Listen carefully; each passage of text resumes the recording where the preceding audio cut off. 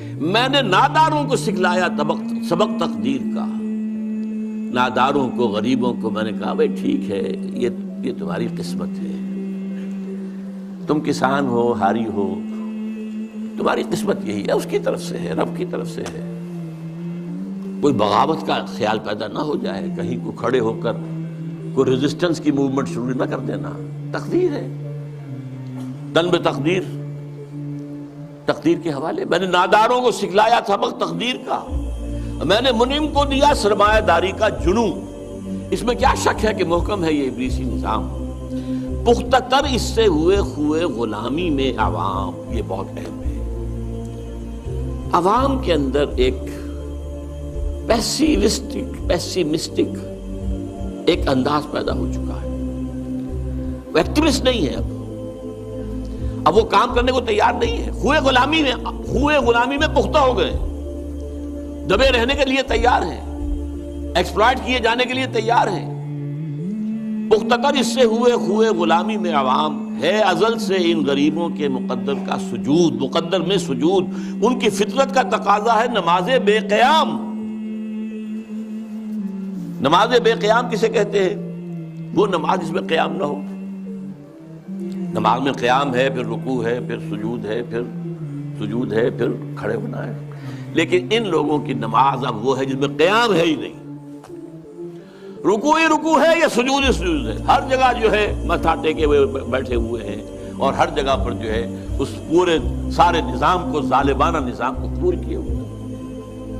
کچھ تقدیر تن بتقدیر ہیں، کچھ کہتے ہیں مجبور ہیں، کیا کریں. کچھ حال مست ہیں، کچھ مال مست ہیں. لیکن یہ کہ کوئی بھی اس کے مقابلے میں آنے کو تیار نہیں ہے. آرزو اول تو پیدا ہو نہیں سکتی کہیں، ہو کہیں پیدا تو مر جاتی ہے یا رہتی ہے خام. آرزو، امنگ، کوئی اعلیٰ اونچا خیال، کوئی اونچا اعلیٰ نصب العین، کوئی اونچا آدرش، کچھ نہیں، یہ ہے ہی نہیں. حیوان کی سطح پر آرزو اول تو پیدا ہو نہیں سکتی کہیں، ہو کہیں پیدا تو مر جاتی ہے یا رہتی ہے خام. اگر ہو بھی جائے تو مر جاتی ہے فوراً. یعنی یوں سمجھیے کہ اول تو زمین بنجر ہے، یہاں سے کسی چیز کی رویدگی کا امکان ہی نہیں. اگر کوئی چیز اگ بھی آئے تو اس فضا کے اندر آکسیجن ہی نہیں ہے، پروان کیسے چڑھے گی؟ ہوا اسے آکسیجن دینے کو تیار ہی نہیں، لہذا وہ مر جاتی ہے. ہو کہیں پیدا تو مر جاتی ہے یا رہتی ہے خام. یہ ہماری صحیح پہم کی کرامت ہے کہ آج صوفی و ملا ملوکیت کے بندے ہیں تمام. یہ بڑی تلخ بات ہے جو اقبال نے کہی ہے، لیکن بہت بڑی تلخ لیکن حقیقت پر مبنی بات ہے. صوفی و ملا ملوکیت کے بندے ہیں تمام. خلافت راشدہ کے بعد جو نظام ہمارا چلا ہے اس میں صوفی و ملا، علماء اور صوفیاء، ان کا نظام کیا تھا؟ ملوکیت کو سپورٹ، ایک نیگیٹو سپورٹ ہے. خانقاہوں میں بیٹھو، اللہ اللہ کیے جاؤ، ضربیں لگائے جاؤ، یہ کیے جاؤ، اپنا تزکیہ کیے جاؤ، مانجے جاؤ، اپنے آپ کو رگڑے جاؤ، اسی میں زندگی بتا لو. چھوڑ کر اوروں کی خاطر یہ جہان بے سواد.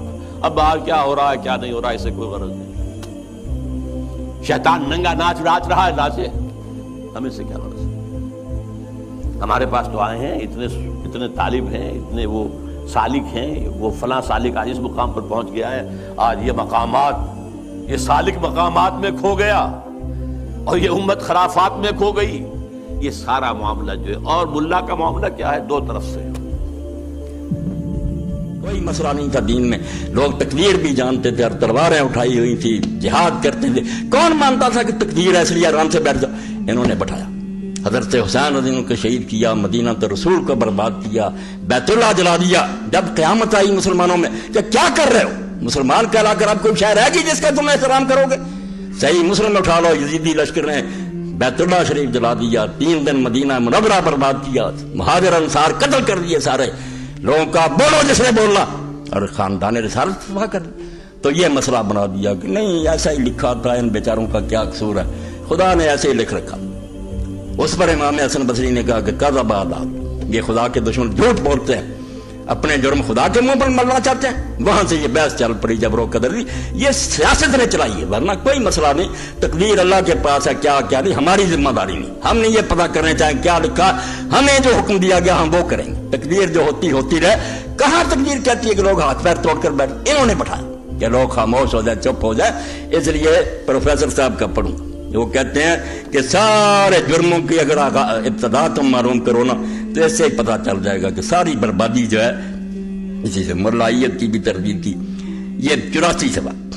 میری رائے یہ ہے کہ بحیثیت مسلمان قوم زندہ ہے، مسلمانوں کے زوال کا باعث صرف ملوکیت ہے جو 41 ہجری میں رائج ہو گئی، اور مختلف عناصر اور متعدد عوامل کی بدولت مسلمانوں کی زندگی کا مدار علیہ بن گئی، چلی آ رہی، بس وہ کام چلتا آ رہا، رکا نہیں، بند نہیں ہوا۔ آگے پڑھوں پھر فرماتے ہیں کہ یہ جو تقدیر وغیرہ کے مسئلے چل پڑے، کہاں تھے یہ مسئلے؟ دین کا تھا 220 صفحہ۔ واضح ہو کہ تقدیر کا یہ غلط مفہوم مسلمانوں میں ملوکیت کی وجہ سے پیدا ہوا۔ آیتیں پہلے بھی پڑھتے تھے، حدیثیں پڑھتے تھے، بلکہ تقدیر سے مسلمان دلیر تھا کہ جو ہونا ہو کر رہے گا، ڈرنے گھبرانے کی بات محنت نہیں چھوڑ دی تھی۔ جیسے اقبال ایک جگہ کہتے ہیں نا، میں نے پیر رومی سے پوچھا، وہ سوال جب اپنے ذہن میں نا رومی سے مثنوی سے جواب لے دیتے کہ یہ مسئلہ جبر و قدر کیا؟ انہوں نے کہا اقبال پر کبے کو بھی ملے ہیں، پر باز کو بھی ملے ہیں۔ کبا ان سے اٹھ کر مردار کی طرف گیا، باز ان سے اٹھ کر جا کر بادشاہ کے ہاتھ پر بیٹھ گیا۔ مسئلہ ایک ہی ہے، گئے گزرے مسلمان کاہل ہو گئے کہ جب سب کچھ ہونا ہی ہونا تو بیٹھ جاؤ۔ مسلمان جو تھے دلیر ہو گئے کہ چھلانگ لگاؤ، آدمی مرنا تو مر جائیں گے، نہیں مرنا نا کچھ نہیں بنے گا۔ ان کو تقدیر نے شہباز کی طرح دلیر کیا تھا، ان کو کبوں کی طرح سست کر دیا۔ مگر یہ مطلب اس دور میں جاری ہوا، واضح ہو کہ تقدیر کا یہ غلط مفہوم مسلمانوں میں ملوکیت کی وجہ سے پیدا ہوا۔ جب بنو امیہ نے بندگان خدا کو اپنا غلام بنایا اور قرآن حکیم کے ہر قانون کی بے حرمتی بلکہ خلاف ورزی کو شعار زندگی قرار دیا، تو جن مسلمانوں نے ان کے اس غیر اسلامی طرز عمل کے خلاف صدائے احتجاج بلند کی، ان بادشاہوں نے علماء سو کی وساطت سے یہ نقطہ ان کے دماغ میں جاگزیں کر دیا کہ بنو امیہ بے خطا ہے، جو کچھ کرتا خدا۔ مولویوں سے مل لینا کہ تو سناؤ کیا کرتے ہو، حکومت کے خلاف اٹھتے ہو، بھائی اللہ کی طرف سے ہوتا ہو، اس کی مشیت یہی ہے کہ بنو امیہ ہم پر حکمران ہو، اللہ ہی چاہتا، قل اللہم مالک الملک، وہ بادشاہ دیتا۔ اندازہ کرو وہی قرآن ظالموں کی حمایت میں استعمال ہو گیا۔ جب کبھی اسی کو پڑھ کر لوگ اٹھتے نا کہ بادشاہ اگر ان کو دیا کیسے ہو، کس طرح اللہ نے دیا، ہم اٹھیں گے ہماری مدد کرے گا، ان سے چھین لیں گے، وہ یہ مانا لیتے تھے۔ انہوں نے کہا نہیں، جس کو مل گئی ہے وہ فرعون ہے یا نمرود ہے، وہی ٹھیک ہے۔ بے شک اس وقت اسلام پر بہت برا وقت آن پڑا۔ یہ بھی مولوی کہتے کہ لوگ کہنا یار تم کیا وکالت کر، اتنا ظلم ہو رہا، ساتھ ہی یہ بھی کہتے سنانے کے لیے بے شک اس وقت اسلام پر بہت برا وقت آن پڑا ہے، لیکن ہم کیا کر سکتے ہیں، انسان تو مجبور ہے۔ اس میں بھی خدا کی کوئی مسلط ہوگی کہ اس نے ان ظالموں کو ہم پر مسلط کر، جیسے آج کل ہمارے بہت سے دینی بھائی وہ کہتے ہیں حضور نے فرمایا جیسے تم ہو گئے ویسے حاکم ہو گئے، ہمیں سلانے کے لیے حضور کا نام استعمال ہو رہا کہ حکمرانوں کو کوئی برا کہتے نا، نہیں جیسے تم ہو گئے ویسے، بھئی ان کا قصور نہیں، جیسے ہم تھے ویسے، بالکل جھوٹ بول رہے۔ یہ حضور نے بالکل نہیں فرمایا، جھوٹی بات ہے، مومنوں پر بھی کبھی ظالم مسلط ہو جاتے ہیں۔ اس میں بھی خدا کی کوئی مسلط ہوگی کہ اس نے ان ظالموں کو ہم پر مسلط کر دیا۔ غرض کے ان سلاطین نے مختلف طریقوں سے یہ غلط خیالات مسلمانوں کے دماغوں میں جاگزیں کر دیے، چل رہے ہیں۔ اب بھی سوال تقدیر کا ہی ہوتا رہتا کہ جو کچھ ہو رہا سب مشیت عزی کے مطابق ہو رہا ہے، اس لیے اصلاح حال کی کوشش بیکار ہی نہیں ہے، بلکہ غیر اسلامی اور قرآنی تعلیمات کے خلاف بھی ہے۔ نہیں کوشش کرنی چاہیے، بھائی تم اللہ سے ٹکر لیتے ہو، شاید اللہ ہمیں بنو امیہ کے واسطے سے سزا دے رہا ہے، شاید اسی میں ہمارے لیے کوئی بڑائی مضمر ہو، ہم تو مجبور ہیں، کیا کر سکتے، امت کو سلانے کے لیے گولیاں دے رہے ہیں۔ واضح ہو کہ جبر کی یہ خالص تعلیم قرآن اور حدیث دونوں کے خلاف، کہیں نہیں آیا کہ بیٹھ جاؤ اور بس ہوگا جو ہوگا۔ اللہ اور رسول صلی اللہ علیہ وسلم نے دونوں نے ہمیں عمل صالح بجا لانے کا حکم دیا، تقدیر پر بیٹھنے کا حکم دیا۔ اور اب بعد میں لکھتے ہیں مروکیہ ہے یہ ایک گروہ جن کے دربار بنے ہوئے ہیں، توبہ توبہ، حق کہنے سے اب میری زبان کاٹ دی جائے، روزے بنے ہوئے ہیں، گنبد بنے ہوئے ہیں، اولیاء ہیں، صوفیاء ہیں، کیا اب بھی تصوف کونسل بناتی کہ صوفیاء کا کلام پھیلاؤ، صوفی کیا کرتے تھے؟ ان لوگوں کو بھنگ پلاؤ، سنا دو ان کو کہ بھائی اللہ اللہ کرو، آؤ ہم سے ورد وظیفے سیکھو، یہ 10,000 مرتبہ پڑھنا. اب 10,000 مرتبہ پڑھتے پڑھتے دن ختم ہو جائے گا. وہ کب خبر لے گا کہ حکومت کیا کر رہی، دنیا میں کیا ہو رہا؟ حجرے میں بیٹھا من کے پھیر رہا. ملوکیت اور ملائیت کے علاوہ تیسری صدی ہجری میں غیر اسلامی تصوف بھی مختلف راستوں سے مسلمانوں کی سوسائٹی میں داخل ہو رہا. آپ حیران ہوں گے، سارا قرآن کھنگال جائیں، سارا حدیث کا سیرہ، جیسے مذہب نہیں نہ ملے گا تصوف اور صوفی نہیں ملے گا. اور لفظ صالح ہوں گے، مومن متقی صالح، صوفی نہیں آئے گا، تصوف نہیں آئے گا. یہ اسلام کا لفظ ہی نہیں. بالکل دین نے خام خواہ پودا لگا دیا گیا تصوف. اور پہلا صوفی بھی آپ حیران ہوں گے ابو ہاشم بنی امیہ میں سے تھا. اور پہلی خانقاہ جو تھانوی صاحب رحمۃ اللہ علیہ فرمایا رمضان میں قائم فلسطین میں انہوں نے بنائی خانقاہوں میں گھس. فقیراں چوں بمسجد سب کشیدہ. خدا کے لیے ان خطبوں کو حسینی دین کی بات سن کر نہ سنائیں. اللہ کے واسطے محرم میں مجھ سے یہ دین کا جو ہے نا نوحہ سن لیا کر کہ دین کیا تھا اور کس طرح مذہب بن گیا. فقیراں چوں بمسجد سب کشیدہ. جب فقیر تھے مسلمان مسجد میں صف باندھتے تھے، نماز گرے بان شہنشاہ حاضری.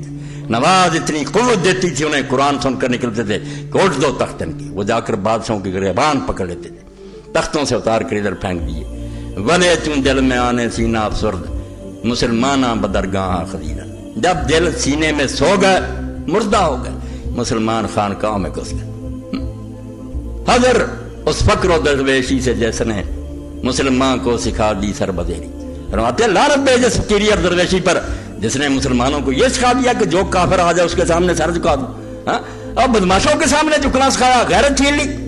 غیر اسلامی تصوف بھی مختلف راستوں سے مسلمانوں کی سوسائٹی میں داخل ہو رہا تھا.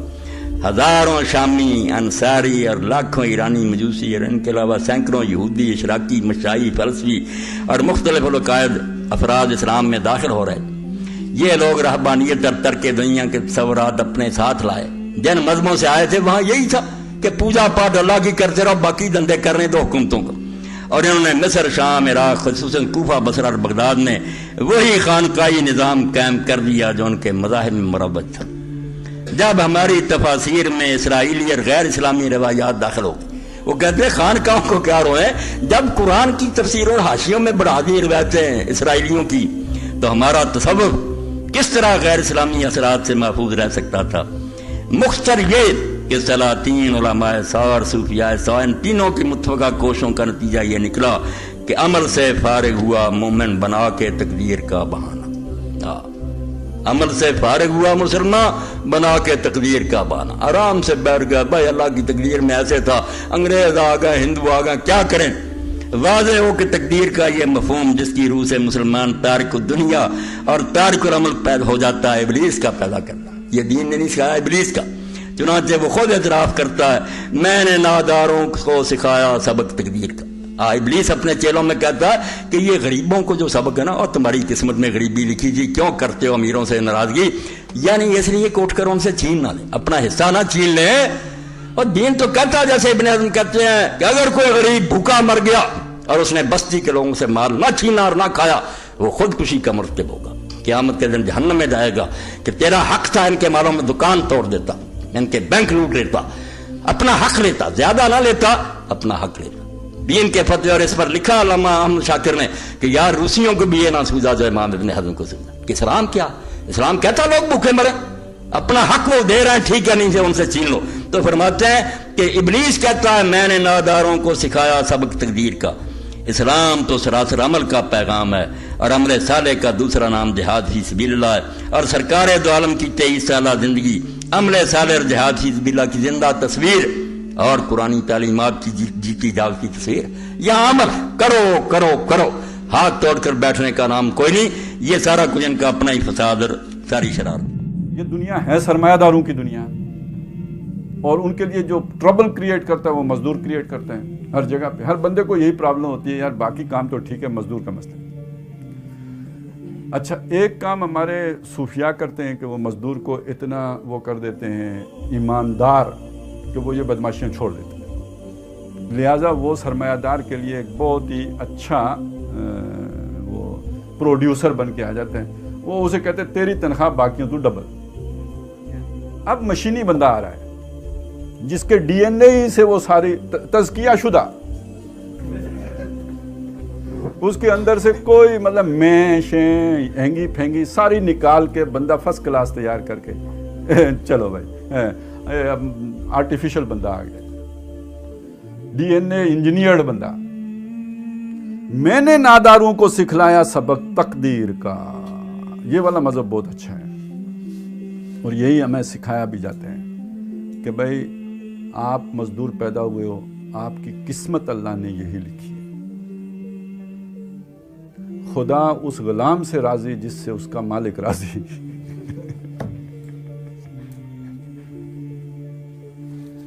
خبردار اگر حق کا نام بھی لیا تو آپ دوسروں کے حقوق پورے کریں، فرائض جو آپ کے ہیں وہ پورے کریں، اپنا حق معاف کر دیں، اللہ عطا کرے گا۔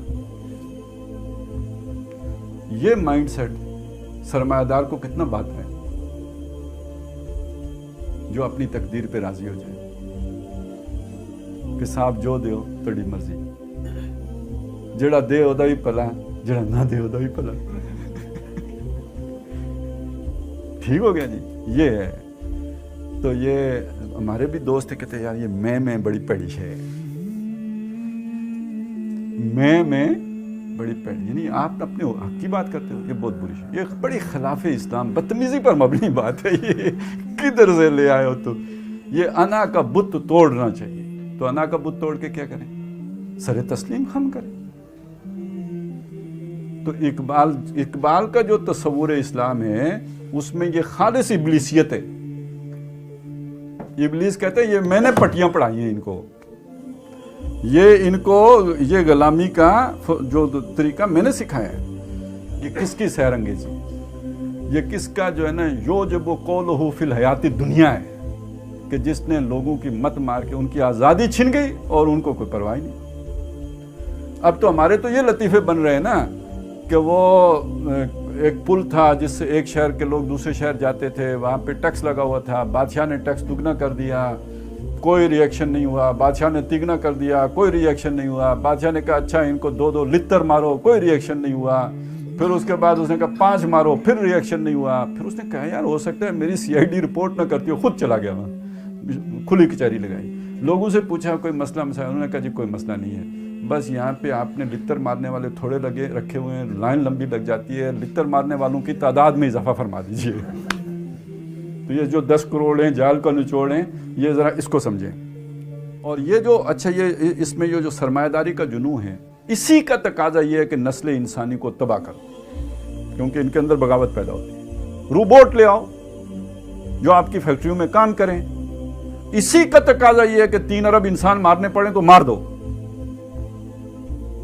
جو اب وہ کانسپریسی تھیریز والے جو باتیں کر رہے ہیں، اور یہ کانسپریسی جو ہے نا یہ تھیوریاں ہمارے لوگ نہیں، مسلمان نہیں پھیلا رہے۔ ابھی آپ کے پاس جتنی بھی اس طرح کے کلپ آ رہے ہیں، ویڈیوز آ رہی ہیں، وہ ساری امریکہ سے آ رہی ہیں، اور اس کے پیچھے پتہ ہے کون ہے؟ اصل میں وہاں پہ بھی وہاں کے ٹریڈیشنلسٹ آ رہے ہیں نا، جو اصلاً وائٹ سپریمیسی والے ہیں، لیکن وہ اپنی روایات کا تحفظ چاہتے ہیں۔ جیسے یہاں پہ ہندوتوا والے اپنی روایات کا تحفظ چاہتے ہیں، تو ایسے وہ اپنی روایات کا تحفظ چاہتے ہیں۔ تو یہ جو لبرل طبقہ ہے، جیسے وہ یہ ڈیموکریٹس ہیں یا جو اس طرح کے جو لوگ ہیں، ان کو وہ جیسے ہم انہیں دجال کے ایجنٹ کہتے ہیں تو وہ بھی دجال کے ایجنٹ کہتے ہیں۔ ان کے لیے بھی یہ جو ہے نا ڈیپ سٹیٹ کے لوگ ہیں، اور وہ ہیں کہ جو روایت پرست ہیں، روایت پسند ہیں۔ تو یہ وہ لوگ ہیں کہ جو دنیا میں 3 ارب انسان 5 ارب انسان مر جائیں تو انہیں کوئی پرواہ نہیں ہے۔ اور یہ کس وجہ سے؟ یہ سرمایہ داری کا جنون ہے کہ جو انہیں یہاں پہ لے کے آ گیا۔ یہ ویسے تو مضمون اسد بھائی یہ آپ کا اور کیوان بھائی کا ہے، اکنامک ہٹمین والا۔ یہ ہوئے غلامی جو ہے، یہ غلام آدمی اللہ کا بندہ ہو ہی نہیں سکتا۔ مرد حر ہے جو اللہ کا بندہ ہو سکتا، جس کی گردن کسی اور کے آگے نہیں جھک سکتی، اس کی خود ہی اس بات کو گوارا نہیں کرتی کہ وہ کسی اور کے آگے جو ہے وہ نظریں جھکائے یا گردن جھکائے۔ اب یہ گردن جب اللہ کے سامنے جھکے گی تو یہ کوئی معنی رکھتی ہے نا، اس کا کوئی مفہوم ہے، اس کی کوئی مقام ہے۔ باقی یہ کہ وہ ادھر بھی منتیں اور چاپلوسیاں، تو ادھر بھی حمد و ثنا، تو فرق کیا ہے؟ ادھر گیا تو اس نے جو زمین آسمان کے کلابے ملا دیے، صاحب آپ جیسا تو حکیم دانا بینا میں نے زندگی میں نہیں دیکھا، ادھر آیا تو سبحانک اللہم و بحمدک، تو اس سبحان اللہ کے کیا اہمیت ہے؟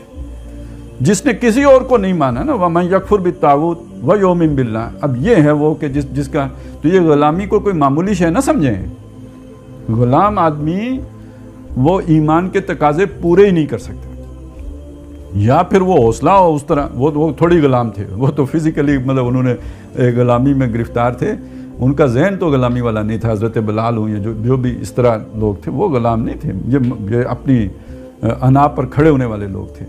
اچھا، یہ خوئے غلامی کون کون سکھاتے ہیں؟ بادشاہ سکھاتے ہیں، باس از آلویز رائٹ والے سکھاتے ہیں، یہ جتنی بھی، یار آپ یہ کدھر سے سکھاتے ہیں؟ مجھے ایک بات پرانی یاد آ گئی، برٹرڈ رسل کا ایک مضمون کسی زمانے میں پڑھا تھا، تو اس میں اس نے لکھا تھا، یار یہ کام جو ہوتا ہے نا، جیسے ہم کہتے ہیں کام میں برکت ہے، تو وہ بھی کہتا ہے کام کر کے بندہ خوش ہوتا ہے، کام خوشی دیتا ہے انسان کو نا، تو واقعی کوئی بھی آپ خاص طور پہ تخلیقی کام کریں تو زیادہ خوشی ہوتی ہے۔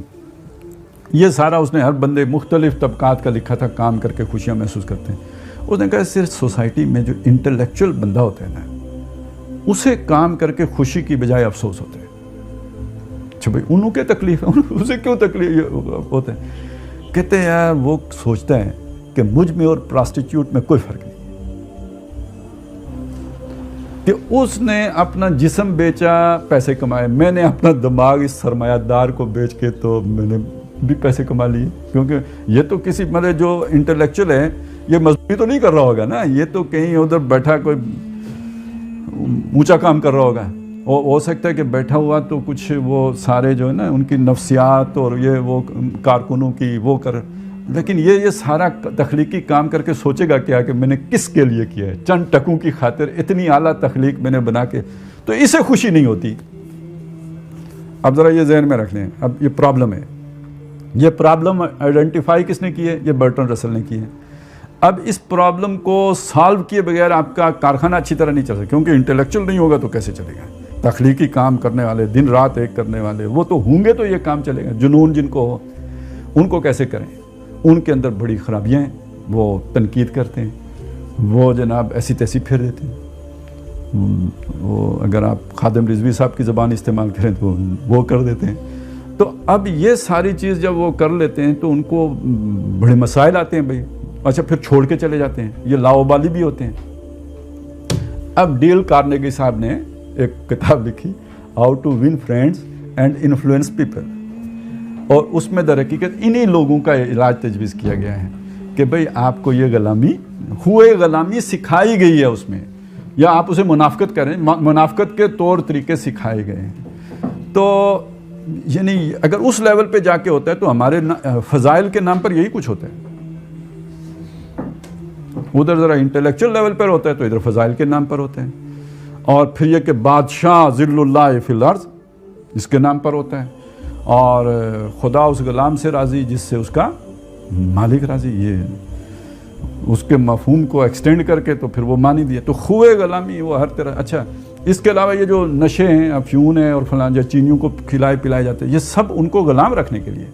مغرب نے اس میں ایک اور اضافہ کیا ہے، یہ تازہ ترین اضافہ ہے، تازہ ترین سے مطلب یہ پچھلے 200-400 سال کا اضافہ ہے، وہ یہ ہے کہ یار جو بہرحال اتنوں کو غلام بنا کے رکھنا تو مشکل ہو جاتا ہے نا، تو اب ان کو مصروف رکھنے کے لیے ایک یہ ہے کہ ان کے سامنے ذرا لائف سٹینڈرڈ لے کے آؤ نا، ذرا ہائی فائی، تاکہ وہ جو سوچ ہے معیشت کی اس میں گھوم رہے ہیں، 4-5 دن خوب محنت کریں، اچھا اپنی زندگی بنانے کے لیے خوب لگائیں، اس کے بعد 2 دن چھٹی دو، اس میں بھی اوانیت سے اوپر نہ اٹھیں، جاؤ بیچ پہ جاؤ، ادھر جاؤ جناب، ویکینڈ میریجز کرو، اور یہ کہ اگر کسی کو کوئی اس سے کچھ ضمیر میں چبھن ہوتی ہے تو چلو مفتیو اٹھو، تم بھی کوئی اس کا ہلا نکالو، ہفتے والے دن والے، چلو جی انہوں نے کہا مسیار کرو، تو مطلب یہ ساری 2 دن جو ہے وہ خنزیروں کی طرح عیاشی کرو، اور 5 دن گدھوں کی طرح کام کرو۔ یہ جو 10 کروڑ گدھے، تو یہ بنائے جاتے ہیں گدھے، اللہ نے گدھے نہیں پیدا کیے تھے،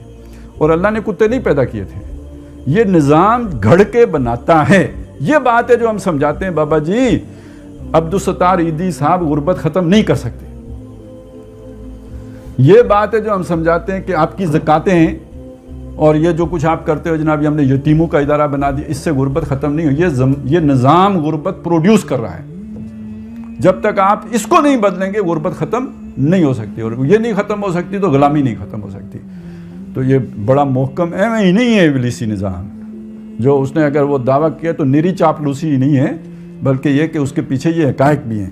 اس میں کیا شک ہے کہ محکم ہے یہ ابلیسی نظام. پختہ تر اس سے ہوئے خوئے غلامی میں عوام، ہے ازل سے ان غریبوں کے مقدر میں سجود. ان کی فطرت کا تقاضا ہے نماز بے قیام. اچھا یہ بڑا ویسے زبردست جو ہے نا انہوں نے ایک اشارہ کیا اس میں کہ یہاں سجدہ اور قیام کس معنی میں ہے؟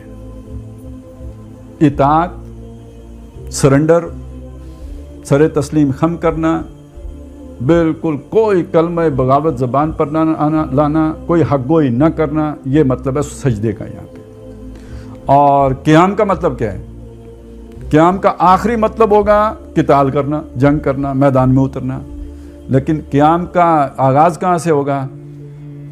ظالم حکمران کے سامنے کلمہ حق کہنا سب سے افضل جہاد ہے. تو بہرحال حکمران بڑی شے ہوتی ہے، پہلے باس کے سامنے کرنا پڑے گا نا. وہاں چاپلوسی سیکھی تو پھر جا کے ادھر بھی چاپلوسی ہی کرو گے. وہاں پہ جو ہے نا جو سیکھ کے آئے گا کہ بھئی اختلاف رائے اور وہ اپنی جو بھی ایک ٹھیک ہے زندگی میں 10-15 نوکریاں کرنی پڑ جائیں گی نا، اور شٹل کاک کی طرح ٹرانسفرنگ ہی ہوتی رہیں گی، لیکن یہ کہ آپ اپنی خود ہی کے تو نگہبان ہو، اس کی تو حفاظت کر رہے ہو، آپ نے کوئی کمپرومائز تو نہیں کیا. یہ قیام ہے. اور یہ سجدہ کیا ہے جی؟ بس لیٹ گئے. اور اب دیکھیے ہم کہتے ہیں جی اقدار الٹ گئی، ذرا ذہن میں رکھیں. ہم کہتے ہیں نا یہ لفظ اقدار الٹ گئی، تو اعلیٰ قدر کیا تھی؟ قیام کرنا. اور گھٹیا قدر کیا تھی؟ اچھا یہ سجدہ وہ نماز والا سجدہ نہیں کہہ رہا ہوں میں، وہ تو اللہ کے سامنے جب ہو تو سب سے اعلیٰ شے سجدہ ہے. یہاں سجدہ اللہ کے سامنے کرنے والی بات نہیں ہے، یہ سجدہ لوگوں کے سامنے والی بات ہے. اور میں نے بتایا مطیع ہونا، فرما بردار ہونا، اس کے لیے یہ استعمال ہوا ہے. تو یہ تو انتہائی گھٹیا بات ہے. قیام تھا، حق گوئی وہ تھا جو اعلیٰ قدر تھی آپ کی. اب جو حق گوئی پر کھڑا ہوتا ہے وہ سمجھا جاتا ہے یار اس کو کوئی خشکی ہو گئی ہے دماغ میں. یعنی یہ بڑا ہمدرد آدمی یہ سمجھے گا کہ اس کے دماغ میں خشکی، بادام کھانے کا مشورہ دے گا. اور جو تھوڑا سا درمیانی قسم کا ہوگا تو اس کو لگے گا کہ نہیں یہ تو کوئی ویسے ہی ان کے اسکرو ڈھیلے ہیں. مطلب بندے کو کوئی سمجھ ہی نہیں ہے، تھوڑا مطلب اسکرو کا مسئلہ ہے، کوئی ڈھیلے رہ گئے. اور جو زیادہ ہمدرد ہوگا وہ کہے گا یار جادو ہو گیا. یہی ہو رہا ہے ہمارے معاشرے میں یہ. اور اس کے مقابلے میں جسے جو آتی ہو وہ خوئے دل نوازی، خوئے دل نوازی نیچے نہیں، خوئے دل نوازی اوپر. اپنے صاحب کا دل جیتنے کا عادت پختہ ہو گئی ہو جس کی، تو جس کا یہ معاملہ ہو کہ بچہ سیانا ہے، سمجھدار ہے، بات کرنے کا ڈھنگ ہے، تو یہ ہے قدر بدل جانا، الٹ جانا. تو اس لیے شیطان کو بھی لگتا ہے کہ ہمارا تو بڑا محکم ہے ازل سے ان غریبوں کے مقدر میں سجود، ان کی فطرت کا تقاضا ہے نماز بے قیام. اچھا ایک بات اور بھی ذہن میں رکھیں کہ یہ جو حریت کا جذبہ ہے نا یہ بھی بندہ گھر میں سیکھتا ہے. یہ ماں باپ کا کام ہے کہ حریت کا جذبہ بچوں کے اندر پیدا کریں. وہاں اگر باپ صاحب بھی ڈنڈا لے کے کھڑے ہیں نا ایسی کی تیسی، تو وہ پھر وہاں ایگزسٹ کرنا ہے تو سجدہ کر کے ہی ایگزسٹ کرنا ہے نا. تو یہ جذبہ وہاں ملتا. اچھا اب ایک بات اور سمجھیں، یہ جو پچھلے 100 سال میں ہوا ہے یا کم از کم 150 سال، بلکہ 100 سال سے زیادہ ہو گئے، اس میں ایک نیا طریقہ واردات ہے کہ بچوں کو ماں باپ سے لے کر ان تعلیمی اداروں میں تعلیم دو کہ جہاں پہ ماں باپ کا عمل دخل نہیں ہے. شروع ہی سے انہیں ادارہ جاتی نظام کے اندر اس گردش میں لے آؤ. اب وہ بن جاتے ہیں روبوٹ، میکینیکل انسان بن جاتے ہیں. جذبات احساسات وہ تو ماں باپ سے سیکھنے تھے انہوں نے، وہ تو سیکھنے سے رہے. یہی وجہ قرآن مجید یہ یتیم پالنے کا بھی جو کہتے ہیں نا، اپنے گھر میں پالو نا، اپنے بچوں کے ساتھ پالو. اب گھر میں پالو گے تو وہ ٹینٹروں بھی کریں گے، اب وہ تو بڑی مصیبت کا کام ہے. آپ نے آسان طریقہ نکالا کہ جناب وہ میں نے 10,000 روپے ماہانہ جو ہے نا وہ میں ایک یتیم کو پالتا ہوں یتیم خانے میں. اور یتیم خانے میں اب وہ آپ نے سنا وہ دارالامان میں وہ جو لاہور میں وہ جو لڑکیوں کے ساتھ ہوئے ہیں یتیم خانوں کا، تو یہ ماحول ہے. بدنام مدرسے ہوتے ہیں لیکن یہ مدرسوں میں بھی یہی کچھ ہوتا ہے. وہ ماں کا پیار تو مدرسہ نہیں دے سکتا، تو اگر مدرسہ نہیں دے سکتا تو لانس کالج دے سکتے ہیں، برنال دے سکتے ہیں.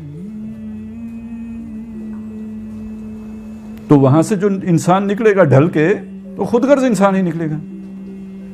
اور خوئے غلامی وہیں پہ ہو تو پھر وہاں کا وہ ڈسپلن.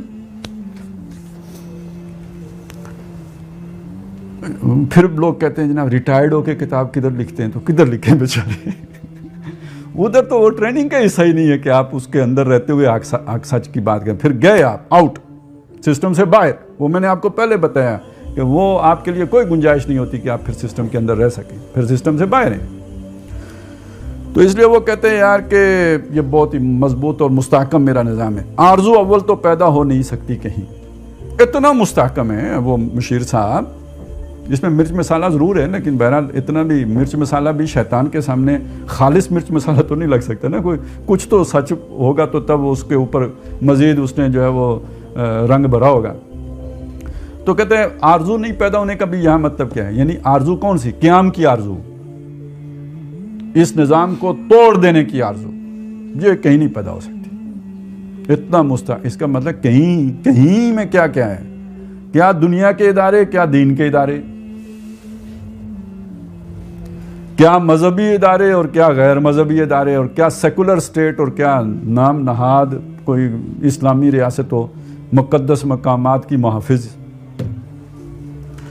تو آرزو اول تو پیدا ہو نہیں سکتی کہیں، مت سمجھیں کہیں پیدا ہو. وہ اب اسی لیے میں کہتا ہوں یار وہ خلافت بھی آئے گی تو اصلی والی نہیں آئے گی، ٹھیک ہے نا. ترکی والی آئے گی، ترکی سے گئی تھی، ترکی سے آئے گی، اصلی والی نہیں ہوگی. اور وہ شیطان کو سوٹ کرے گی. وہ جو آنے والا نظام ہے اس میں شیطان کو ترکی والی خلافت سوٹ کرے گی، جو ختم ہوئی تھی وہ سوٹ کرے گی. اب شیطان کو سیکولرزم وارا نہیں کھاتا.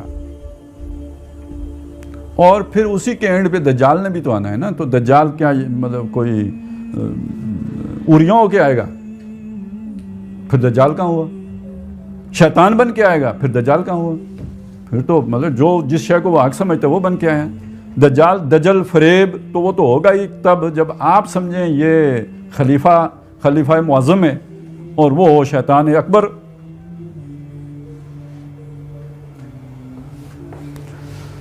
تو آرزو اول تو پیدا ہو نہیں سکتی کہیں، ہو کہیں پیدا تو مر جاتی ہے یا رہتی ہے خام. مر جاتی، دو باتیں کہی ہیں، یا تو خام ہے. اب دیکھیں آپ کو شوق آ گیا، اسلام آ جائے، خلافت آ جائے، شوق آ گیا، او جی بڑی آواز ہو گئی، پتہ ہے نہیں خلافت کس شے کا نام ہے. تو جو دجال آ جائے گا وہ کہے گا آپ خلیفہ، ہم کہ وہ خلیفہ آ گیا، بس اتنی ساری بات ہے. تو یہ خام ہے. تو اس کو پہلی بات تو یہ کہ اس کا پورا فہم، اس کا پورا تصور آپ کو ہوگا تو کوئی آپ کو چکر نہیں دے گا یا دے نہیں سکے گا. اگر آپ کا تصور، آپ کی آئیڈیالوجی وہ کوئی مدھم ہے، اس میں کچھ جو ہے نا وہ کلیئرٹی نہیں ہے، تو پھر جو چاہے آپ کو چکر دے دے. اور اس کی سادہ سی ایک مثال ہے، بہت ہی آسان سی، کہ جو چھوٹا بچہ ہوتا ہے نا ماں کے ساتھ، گھر سے نکلا ماں نے برقع پہنا ہوا ہے، اب وہ ماں کوئی چیزیں دیکھنے کے لیے آگے پیچھے دکان پہ ہو گئی، بچے کو نہیں پتہ چلا، وہاں کوئی ایک اور خاتون کھڑی تھی برقع پہنے، بچہ اس برقعے میں اسی کی طرف چلا جائے گا. بچے کو نہیں پتا میری ماں وہ ہے کہ یہ ہے. لیکن یہ کہ بڑا آدمی یہ کام نہیں کرے گا. خامد نہیں بھولے گا میری بیوی کون سی ہے. کیوں؟ اس کی پہچان خام نہیں ہے. وہ تو کہتے ہیں جو کپڑے پہن کے آ جاؤ میں پہچان لوں گا، وہ نہیں بھولتا ہے. لیکن بچہ بھول جاتا ہے، وہ غلطی اور ٹھوکر کھا جاتا ہے. اسی سے سمجھ لیجئے کہ جس کو اپنی آئیڈیالوجی کا صحیح پتہ نہیں ہوگا اس کو کوئی دجال کہیں کبھی شکار کر لے گا. تو پہلی بات تو یہ کہ خام نہیں ہونا چاہیے آپ کا تصور گہرا بھی ہونا چاہیے اور وہ وسیع بھی ہونا چاہیے.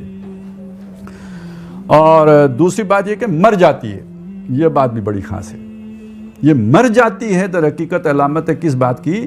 یہ علامت ہے نفاق کی. یہ بہت اہم مضمون ہے.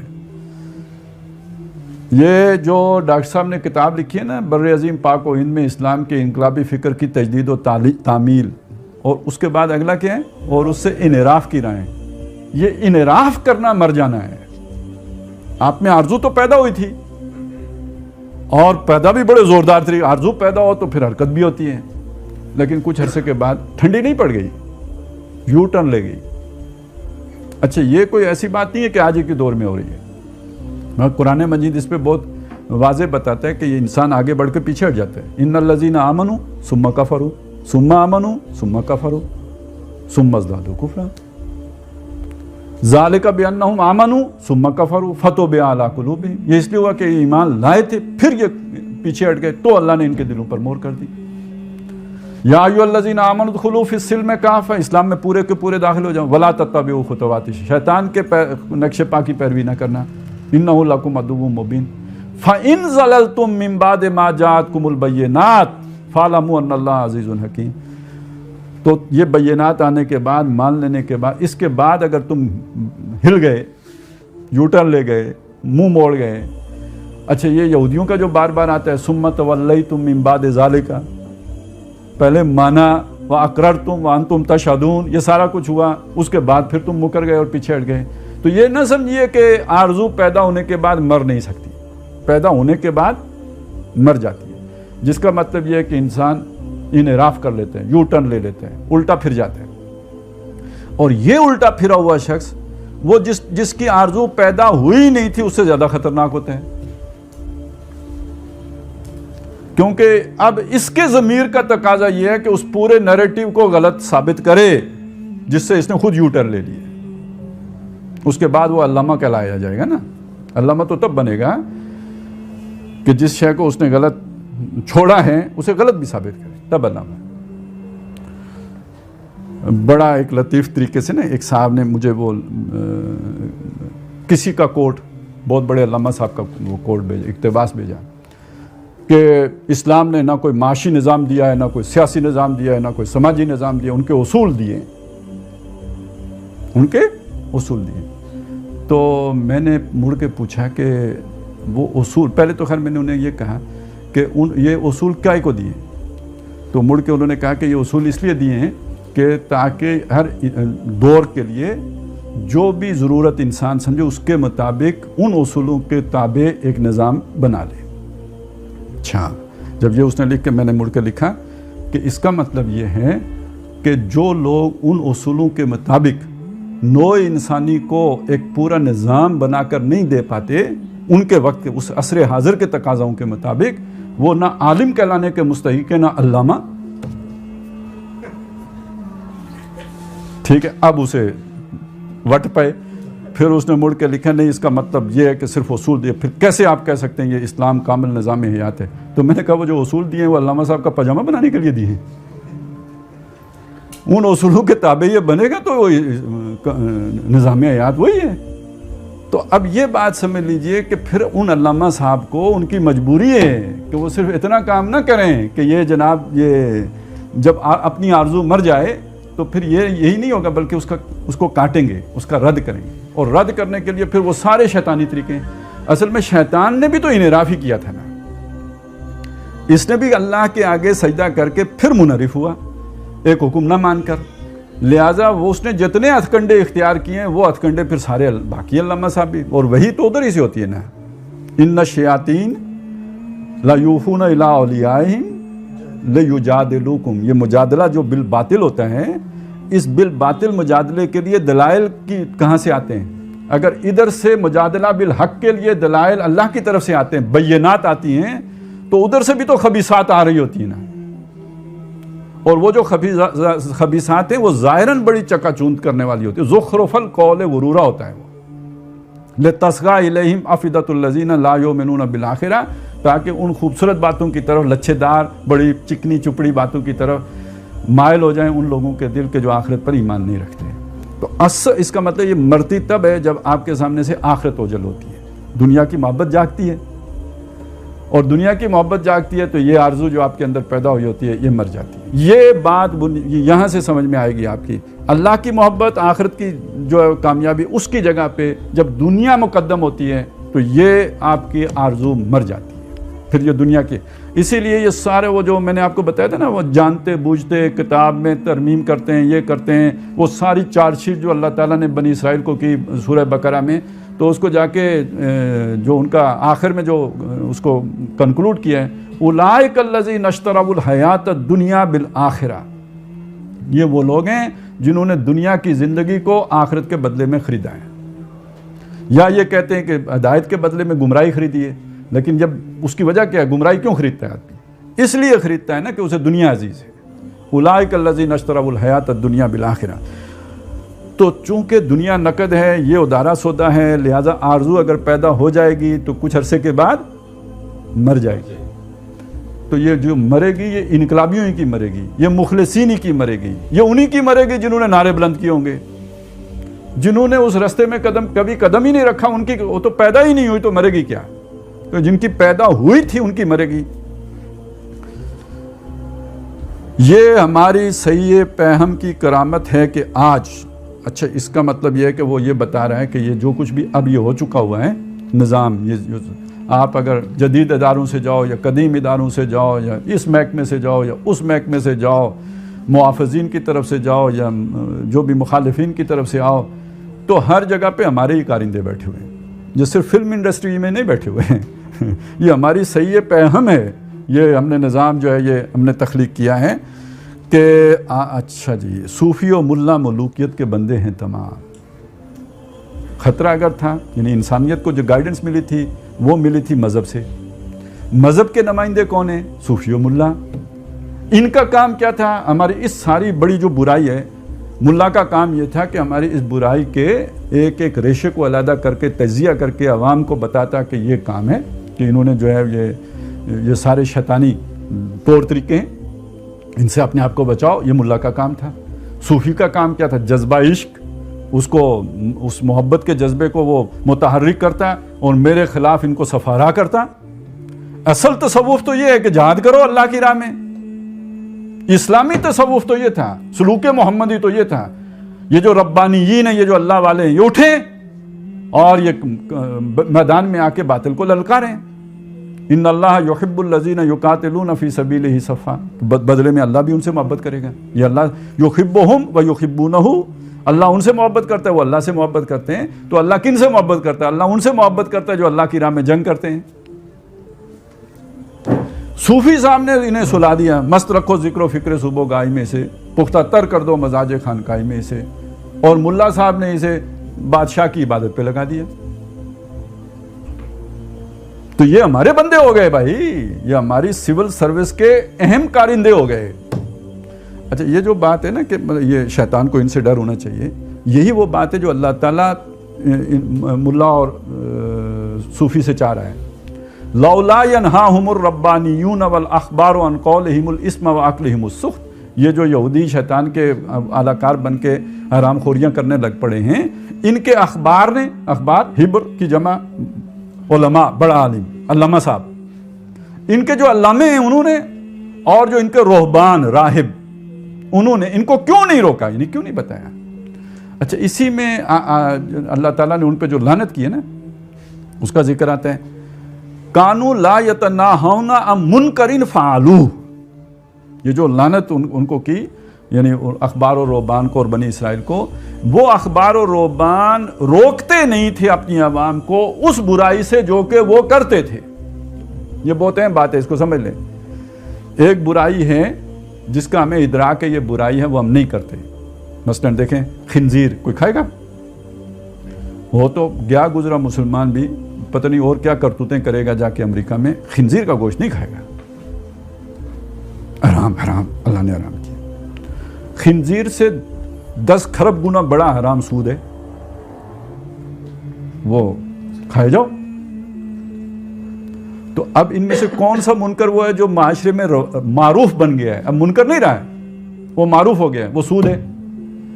تو خنزیر تو آج بھی منکر ہے، اللہ کی کتاب میں بھی منکر ہے، ہمارے ذوق میں بھی منکر ہے، لیکن سود اللہ کی کتاب میں خنزیر سے کھربوں گنا بڑا منکر ہے، لیکن ہمارے ذوق کے مطابق وہ معروف کا درجہ اختیار کر چکا ہے. اب مجھے کون سمجھائے گا کہ یہ خنزیر سے بڑا منکر ہے؟ عالم، علم والا سمجھائے گا نا. تو اگر کسی درویش نے سمجھا بھی دیا، کسی ڈاکٹر اسرار نے ہر خطبے میں بتا دیا کہ یہ اتنا بڑا گناہ ہے، تو پھر یہ کہ اب عالم کا کام یہ رہ گیا ہے کہ وہ اسے ہیلے بتائے کہ یہ گناہ کو یوں کر کے کرو تو ٹھیک ہو جائے گا. تو پھر کس کا بندہ ہوا؟ اور جو ایگزسٹنگ سسٹم کے لیے نیریٹو اسٹیٹ بلڈ کرے، اس پہ آپ نے دستخط مارے کہ یس یہ ہے. تو باقی صوفی کیا بن گیا؟ صوفی تو وہ بن گیا کہ جس کے لیے اب امریکہ بھی فنڈ دینے کے لیے تیار ہے. صوفی اسلام. اسی لیے عمران خان صاحب بھی صوفی ہیں. آپ کو معلوم ہے وزیر اعظم بننے سے پہلے وہ گئے تھے دربار پر، بتانا تھا نا کہ ہم صوفی ہیں، اور پورے صوفی ہیں کہ دیکھیں ہم نے کوئی مطلب شریعت کا خیال نہیں رکھا ہے.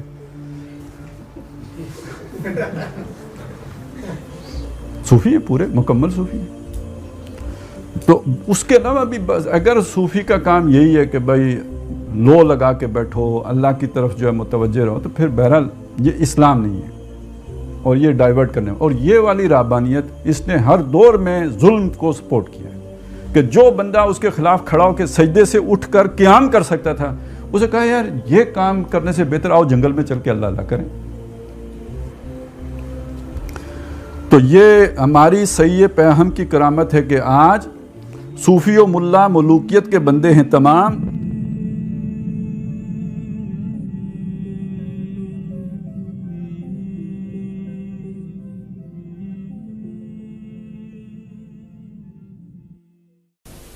تقدیر کیا ہے؟ اگر سب کچھ پہلے سے ہی لکھا لکھایا ہے تو ہم اپنے اعمال کے ذمہ دار کس طرح ہوئے؟ پھر اعمال کی جزا و سزا کیسی؟ پھر جنت و دوزخ کے کیا معنی؟ وضاحت فرمائیں. بھائی سچی بات یہ ہے کہ اس سوال نے ایک عرصے تک مجھے بھی ستائے رکھا، اور میں سوچتا رہا کہ اگر واقعی اللہ تعالیٰ نے پہلے سے ہی سب کچھ لکھ دیا ہے کہ میں اتنے بج کر اتنے منٹ میں بیٹھ کے یہاں پہ ایک لیکچر دوں گا، یہ تقریر کروں گا، اتنے بج کر اتنے منٹ پہ نماز پڑھوں گا، اتنے بج کے اتنے منٹ پہ فلاں کو گالی دوں گا، فلاں کو تھپڑ ماروں گا، یہ پہلے سے ایک میرا شیڈول مرتب ہے اللہ کے یہاں، لکھا لکھایا پروگرام چھپا چھپایا موجود ہے. میرے کیا قصور؟ تو لکھنے والے کا قصور ہے. بات تو خطرناک ہے نا. تقدیر کیا ہے؟ عربی میں اس کے لیے ایک لفظ لکھا جاتا ہے دینی کتابوں میں، علم اللہ السابق،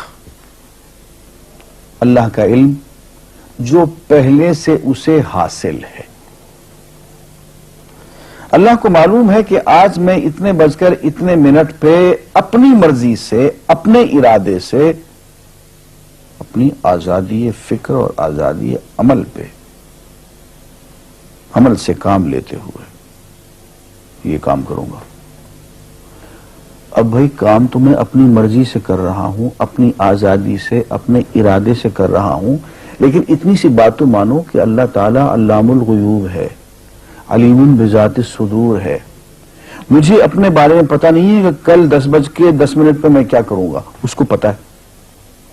مجھے اپنے بارے میں پتہ نہیں ہے کہ میں 10 سال کے بعد کہاں ہوں گا، کیا کر رہا ہوں گا، فلاں بج کے فلاں منٹ، اس کو پتہ ہے.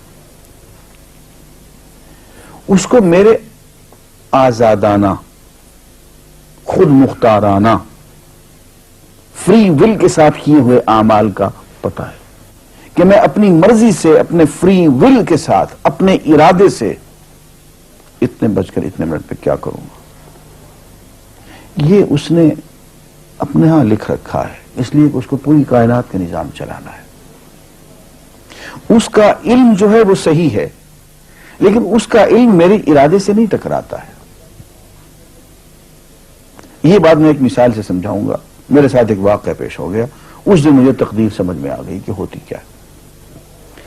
1971 کی بات ہے کہ یہاں اکاؤنٹنٹ جنرل آفس میں میں ڈپٹی اکاؤنٹنٹ جنرل تھا۔ اس زمانے میں ایک مشہور نجومی تھا شیخ صادق، یہاں قلعہ گزر سنگھ میں رہتا تھا۔ وہ پتہ نہیں بیچارہ زندہ ہے یا فوت ہو گیا۔ انہوں نے دروازہ کھولا، میرے کمرے میں آ گیا۔ ہاں صاحب، ہم آپ کی خدمت کرنا چاہتے ہیں، ہم آپ کو مستقبل کے بارے میں کچھ بتانا چاہتے ہیں۔ میں نے کہا بھائی میرے پاس فضول باتوں کے لیے وقت نہیں ہے، میں علم نجوم وغیرہ کو اس قسم کے یہ فضول باتوں کو میں نہیں مانتا ہوں، مشغول آدمی ہوں، ان چکروں میں مجھے مت ڈالو۔ اس نے کہا سر مجھے صرف 1 منٹ تو آپ دے دیں۔ میں نے کہا ہاں 1 منٹ دیتا ہوں۔ اس نے ایک بہت بڑا کاغذ میرے سامنے لکھا جس پہ 40 خانے بنے ہوئے تھے، 40 چیزوں کے نام لکھے ہوئے تھے، مختلف چیزوں کے نام، کتاب، قلم، اینک، کاپی، دوات، پینسل، میز، بادل، برکھا، مسجد، مندر، ایسی ایٹ رینڈم چیزوں کے نام، 40 چیزوں کے نام لکھے ہوئے تھے۔ مجھے کہنے صاحب آپ ان میں سے کسی ایک چیز پہ انگلی رکھ دیں یا اس کا نام آپ اس کاغذ پہ لکھ دیں۔ اور مجھے یہ کہتے کہتے اس نے ایک پیس آف پیپر میری میز سے اٹھایا اور اس پہ کچھ لکھا اور اس کو یوں الٹا کے رکھ دیا۔ میں نے کہا تم نے یہ کیا کیا؟ کہنے لگے جی میں نے وہ چیز لکھ دی ہے، وہ نام جو ابھی آپ لکھیں گے۔ تو اب میں پریشان ہو گیا۔ تماشا کی بات ہے نا کہ جو چیز میں سوچ سوچ کے اپنے ارادے سے اپنی مرضی سے ابھی لکھوں گا، اس نے پہلے جو لکھے وہاں رکھ چھوڑ دیے میرے سامنے۔ اب میں سوچ میں پڑ گیا کہ یار وہ چیز لکھوں جو اس نے نہ لکھی ہو، کبھی میں اس کا ارادہ کروں کبھی اس کا ارادہ کروں، تنگ آ کے آخر میں نے کسی ایک چیز کو لکھ دیا، میری یہ ہے۔ اس نے جب وہ الٹایا تو وہ وہی چیز نکلی۔ اب پتہ نہیں یہ کیا چکر تھا اس کا، خدا ہی جانے۔ کوئی اس کا علم ہوگا، کوئی فن ہوگا، کوئی تک بازی ہوگی، تک بندی ہوگی کوئی۔ لیکن اس دن مجھے پتا چلا کہ یار اس کو جو کچھ میں نے لکھا ہے اپنے ارادے سے لکھا ہے، اپنی مرضی سے لکھا ہے، اس سے پابند ہو کے نہیں لکھا۔ کبھی اس پہ انگلی لگاتا تھا، کبھی اس پہ، کبھی اس پہ، آخر چن کے ایک لکھا میں نے۔ لیکن اس کمبخت کو پہلے سے پتا تھا کہ میں کیا لکھنے والا ہوں، اور اس نے پہلے سے وہاں لکھ کے رکھا ہوا تھا۔ میں نے کہا یار ایک محدود علم والا آدمی میرے آئندہ کے اعمال کو اپنے ہاں لکھ کے رکھ سکتا ہے، ہرچند کہ وہ عمل میں اپنی مرضی سے کر رہا ہوں، اپنے ارادے سے کر رہا ہوں، کوئی مجبوری نہیں ہے اس میں، لیکن وہ میری مرضی والا عمل، میرے اپنے ارادے سے کیا ہوا عمل، پوری آزادی کے ساتھ کیا ہوا عمل، اس نے پہلے سے اپنے ہاں لکھ کے رکھا ہوا۔ یار اگر یہ انسان کر سکتا ہے تو رحمان کیوں نہیں کر سکتا؟ اس نے میرے سارے اعمال جو میں آئندہ چل کے کرنے والا ہوں، وہ سارے کے سارے اعمال اس نے اپنے یہاں لکھ کے رکھے ہیں۔ اس کو انتظام کرنا ہے، میرے رزق کا انتظام بھی کرنا ہے، آگے میری زندگی، میری موت، میری قبر میں اکوموڈیشن کا پتہ نہیں کہاں کا میرے اس نے انتظامات کرنے ہیں۔ تو میرے بارے میں اس نے سارا ڈیٹا کلیکٹ کر کے رکھا ہوا ہے اپنی انفارمیشن کے لیے کہ یہ اپنی مرضی سے کیا کیا کچھ کرے گا۔ تو اس کے لکھے ہوئے ہونے سے میری مرضی ختم نہیں ہوتی، میری ذمہ داری ختم نہیں ہوتی، میرا ارادہ، میری فری ول ختم نہیں ہوتی۔ یہی وجہ ہے کہ ہم جو اعمال کرتے ہیں اس میں سے اللہ تعالیٰ اس کی کچھ ذمہ داری ہم پہ ضرور ہوتی ہے۔ کچھ کام اللہ تعالیٰ کا ایک نظام ہے، اس میں شاید ہماری ذمہ داری نہ ہو، وہاں جبر ہو، لیکن کچھ اعمال ایسے ہیں جن میں خالصتاً ہمیں آزادی حاصل ہے، ہمیں اختیار حاصل ہے، ہم ان کے ذمہ دار ہیں، ہمیں ان پہ جزا ملے گی، ہمیں ان پہ سزا ملے گی، اللہ تعالیٰ بچائے۔ اور جزا ملے گی تو جنت ہوگی، سزا ملے گی تو دوزخ ہوگی، لیکن آزادی عمل اور ارادہ ضرور ہے۔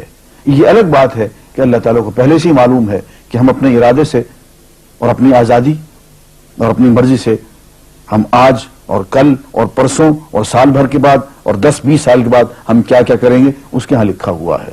وَعِندَهُ عِلْمُ الْكِتَابِ، اس کے ہاں وہ سب کچھ لکھا ہوا ہے، لیکن ہم جو کرتے ہیں اپنے ارادے سے کرتے ہیں اور اس کے ذمہ دار ہیں. وآخر دعوانا الحمدللہ رب العالمین.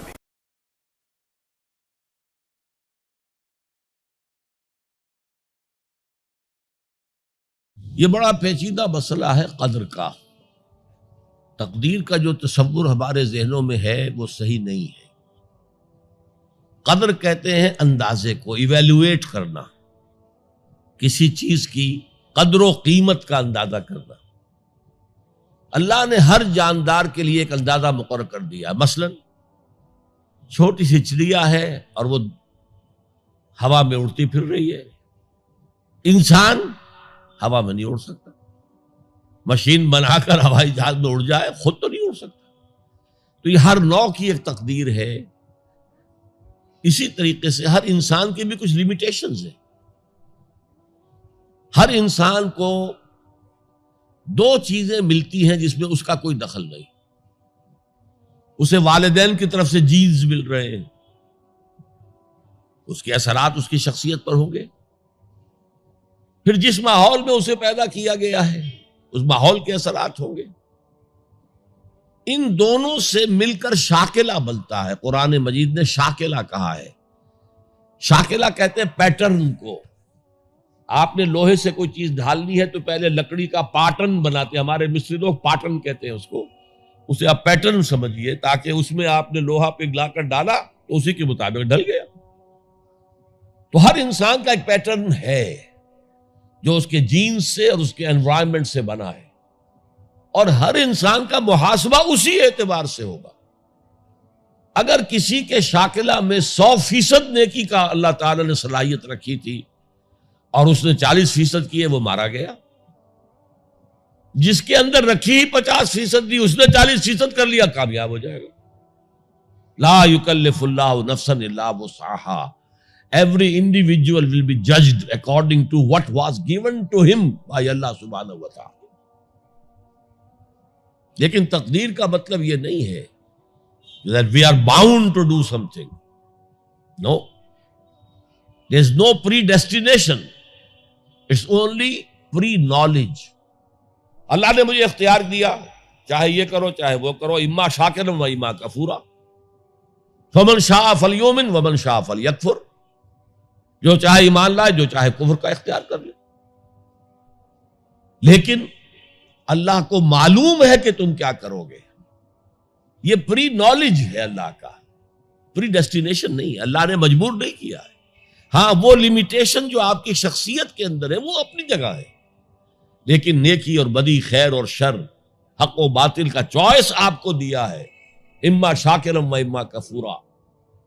فمن شاء فلیؤمن ومن شاء فلیکفر.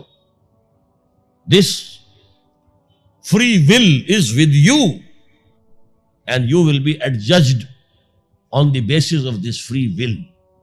البتہ کتنی نیکی تم کر سکتے تھے اتنی کر لی، کامیاب، چاہے وہ مقدار میں کم ہو. اب جب غزوہ تبوک کے موقع پر حضور نے مسلمانوں سے کہا یہ جیش العسرہ ہے، ساز و سامان چاہیے، اب لاؤ پیسے پیش کرو.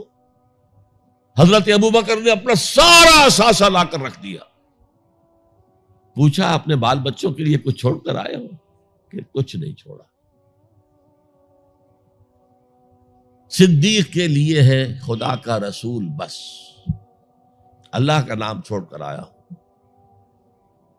اب حضرت عثمان نے بہت دولت دی اس وقت. ایک غریب انصاری، اس نے ساری رات ایک یہودی کے باغ میں وہ کنویں سے پانی کھینچ کر باغ کو سیراب کیا. صبح کو اسے کچھ کھجوریں مل گئیں اجرت کے طور پر. اس نے آدھی لا کر اپنے بال بچوں کو دے دی، گھر کا نفقہ، نان نفقہ شام تک کے لیے. آدھی حضور کے سامنے لا کر رکھ دی. جو منافقین موجود تھے انہوں نے تمسخر اڑایا. ہاں جی ہاں، بغیر ان کھجوروں کے تو یہ لشکر جا ہی نہیں سکتا، یہ تو بڑا، یہ تو بہت. حضور نے کیا کہا؟ ان کھجوروں کو اس پورے ڈھیر کے اوپر پھیلا دو، اللہ کی نگاہ میں یہ اس پورے ڈھیر سے زیادہ بھاری ہے. تو آپ جو کچھ کر سکتے ہیں کیجئے. اللہ تعالیٰ کی لاٹھی اندھے کی لاٹھی نہیں ہے جو برابر چلے سب پر، بلکہ ایوری انڈیویجول اس کے علیحدہ علیحدہ حساب ہوگا. اللہ کا کمپیوٹر بہت بڑا ہے، بہت بڑا ہے، بہت بڑا ہے، وہ ہر ایک کی قدر و قیمت کا تعین کر لے گا.